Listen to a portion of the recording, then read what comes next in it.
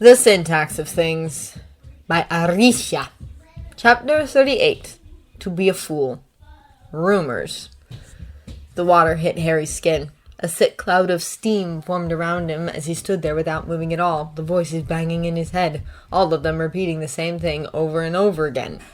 How much clearer could it be? It's all right, Harry. It wasn't. He was supposed to be a good seeker. His skin was burning from the mellow droplets, morphing into sharp little blades of fire. He closed his eyes, and the hot steam enveloped his body. As he washed the shampoo off him, he allowed his mind to melt into a puddle of nothingness that had no concerns and no fears. He thought of Ron, who avoided him even when they practiced, and never directly talked to him. He let the thought escape him, and didn't try to retreat it.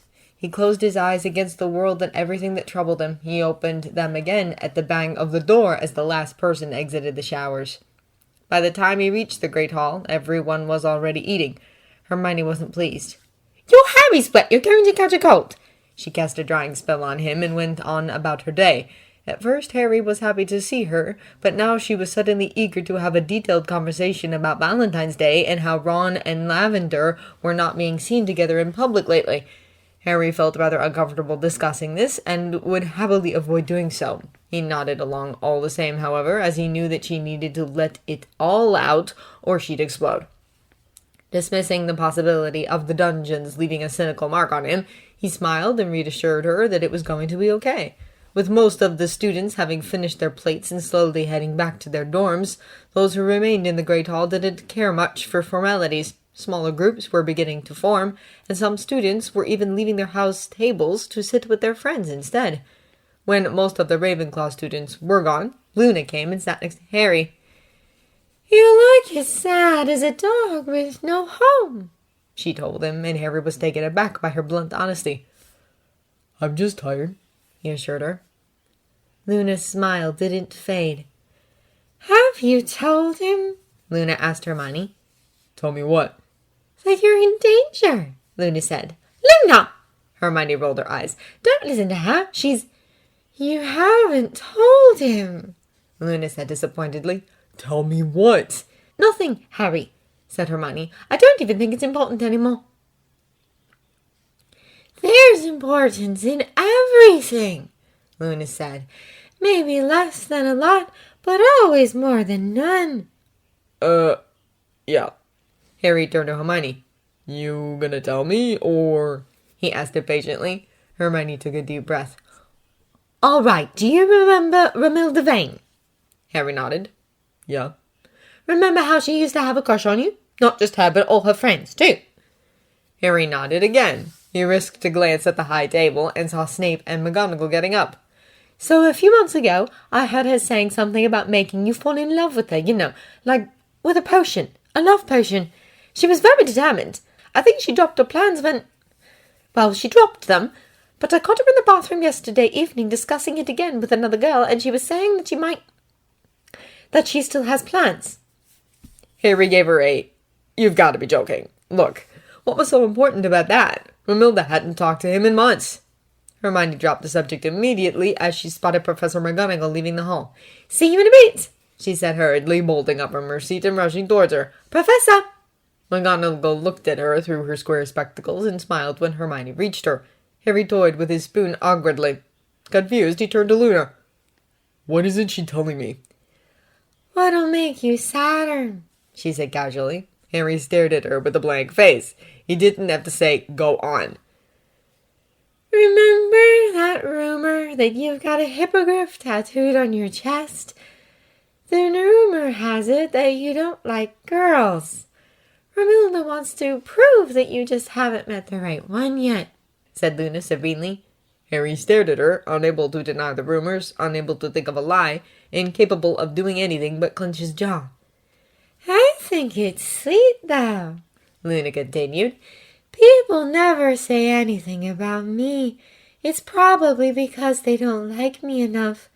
A classmate asked me my name the other day." Harry pressed his lips together, lost in his thoughts. Luna peered at him, and for a second Harry couldn't help but reflexively seal his mind. Luna's large eyes glimmered strangely, and Harry squeezed his spoon tighter into his grip to keep his hand from shaking. rumor. How many people believe it? Luna shrugged her shoulders.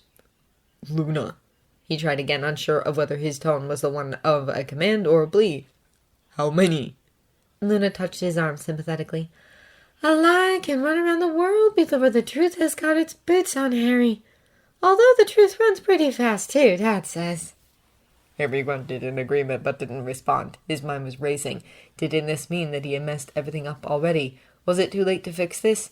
He knew what the world thought of this kind of men. He could recall what Aunt Petunia always said about them, what his uncle said. So that's why no one wanted to be by themselves in the showers when Harry was around anymore. They knew, and they thought him a pervert. I don't understand why they'd think that, Harry heard himself saying. That's ridiculous. I'm not gay. Luna shrugged again, and for a moment Harry was sure that she knew everything. People who criticize us are the same people that don't know the price we paid, she informed him. Harry tossed the spoon into the soup bowl with abandonment. He looked down at his hands, which he clenched and unclenched nervously, his face heating up as the shame spread inside him. After a moment, he looked up at her again, still unsure of what to say. And you've heard people talk about this? Oh, I hear people talk about all sorts of things. I very rarely join them, though, as that tends to make them go quiet, she said. They're jealous, Harry hissed, his voice drenched in venom. They'd say anything to see me fall. They're just jealous and petty and I can't believe they'd come up with such filth. You said worse, Luna reminded him, as though that was supposed to make things better. Yeah, I preferred the tattoo rumor, I think, she snapped. Ginny preferred it too, she pointed out. Ginny is dating Dean again, she added. If this was supposed to make him anything, it didn't. His memories of kissing Ginny had been gracefully packed away from his mind, and he did not plan on picking at them anytime soon. It wasn't the lack of any physical or emotional attraction that repulsed him so much as his own ingratitude towards her. He'd tricked her. He'd given hope to someone who had genuine feelings for him. He didn't deserve her forgiveness or bonds. That's nice. I mean, I'm glad she's doing okay, he said. He needed Snape now. All these things that were going on out here could only be described by what Snape chose to call them. Idiotic. Here, Harry was exposed to a life he didn't care to live. Not like that. Not in this kind of unfair secrecy. She told me that she's doing okay indeed, Luna said happily. It felt nice that Ginny told me that. It was like having a friend, even for a bit. I'm your friend, Harry said, but his voice was flat and his throat burned. He felt hate for the way he was. No matter how hard he had tried to dismiss it, though, it only grew stronger, and he was too weak to change or fight it. An aspect of his mind knew that he didn't really want to. But how did he even know he was gay? Why was he so sure? Was it Ginny who had talked, or was it Ron? Could it have been Hermione? Or could others just tell now from the way he looked or talked? Was it obvious? Had it always been? Could it be that he just looked gay? No, there was still hope that he could change. There had to be. He could still be like everyone else, have a girlfriend, then a wife, and kids, and... You think my clothes are ugly? Asked Luna. Harry blinked his panic away and looked at her. She was wearing her standard Ravenclaw robes, but underneath she wore a pink t-shirt on which 3 words were written in large, bold green letters. Aliens kidnap me! No, not at all, he said carefully. I mean, yeah, the robes are nice. My shirt? Yeah, nice too, he said. Peculiar, he added. Luna smiled at his compliment. I would toss it away if I could. You see, I was mocked a little for it today. It wasn't the first time, but Nargle stole my entire wardrobe away last week, and this is the only shirt I have left. Right, Harry mumbled. I think it's because my clothes are funny, that the Nargles take them. Perhaps if I wore boring clothes, I'd be safer. Harry shook his head disconcerted. It's not the Nargles, Luna, it's your roommates. They're being jerks. Your clothes are fine. It wouldn't be you if you wore anything else. At that, Luna beamed. Well, thank you, Harry. I'll be proud of them then. As she exited the hall in a hopping manner, Harry thought about it. Then he smiled.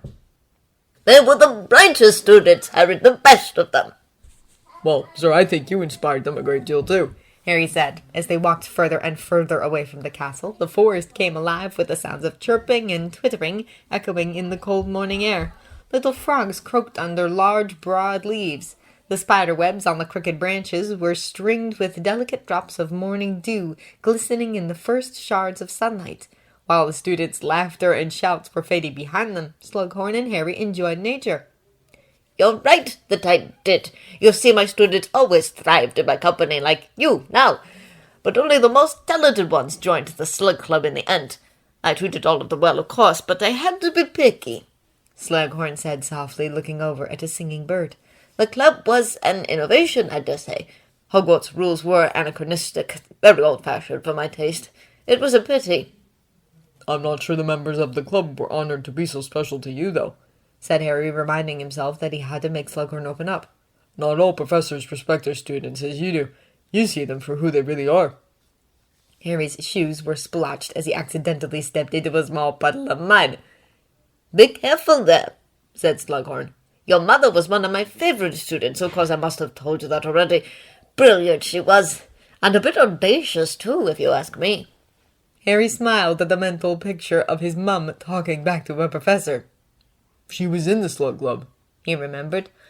Her talent in potions was unique. She and Severus were preoccupied. They'd always come up with extraordinary, unique ideas.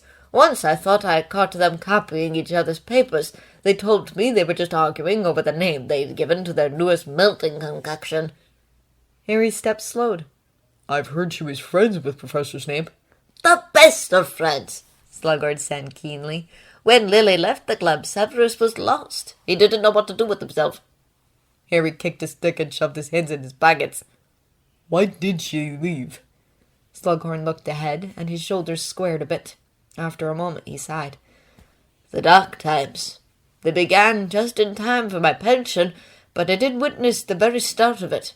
Many thought that Slytherins were not to be trusted anymore. Outrageous rumors they were. Rumors, Harry thought. He recalled how, in one of the memories he'd seen last year, his mother had accused Snape of befriending Slytherins who were eager to become Death Eaters someday. Perhaps she didn't want to see Snape at all anymore after their fight.